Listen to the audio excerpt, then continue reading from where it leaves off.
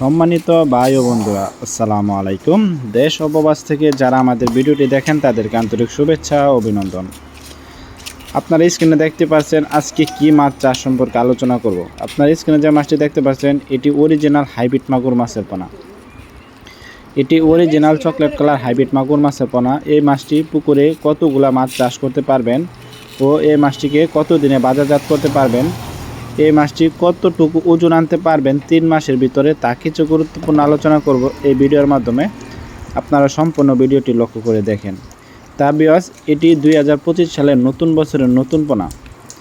এটি আপনারা যারা নতুন বছরের নতুন পোনা ক্রয় করতে চাচ্ছেন তারা অবশ্যই আমাদের স্ক্রিনে দেওয়া নাম্বারে যোগাযোগ করতে পারেন। এই মাছটি নতুন বছরের পোনাগুলো আপনারা পুকুরে দুয়ে চাষ করেন, এটি দ্রুত সময়ে বৃদ্ধি পাবে এবং বড় হবে। এই মাছের গুদগুলো খুবই ভালো এবং এই মাছটিকে আমরা সারা বাংলাদেশের 64 জেলায় হোম ডেলিভারি করে থাকি। ভিউয়ার্স, আপনারা দেখতে পাচ্ছেন এটি চকলেট কালার হাইব্রিড মাগুর মাছের পোনা। এই হাইব্রিড মাগুর মাছটি রাক্ষসী জাতি হাইব্রিড মাগুর মাছের পোনা। এই মাছটি 3 মাছ চাষ করলে এক থেকে 1.5 কেজি প্লাস ওজন আসে।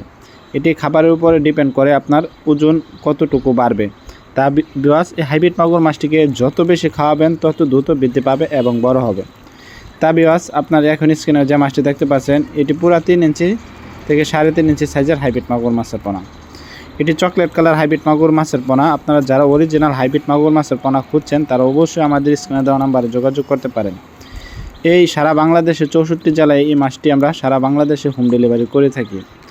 এটির প্রধান খাদ্য হচ্ছে মরা মুরগি লিটার ইত্যাদি, পান্তা ভাত, গরুর লিটার, গরুর নাড়ি ভুড়ি ও যত ময়লা আবর্জনা খাবার খাওয়াতে পারেন তত দ্রুত বৃদ্ধি পাবে এবং বড় হবে।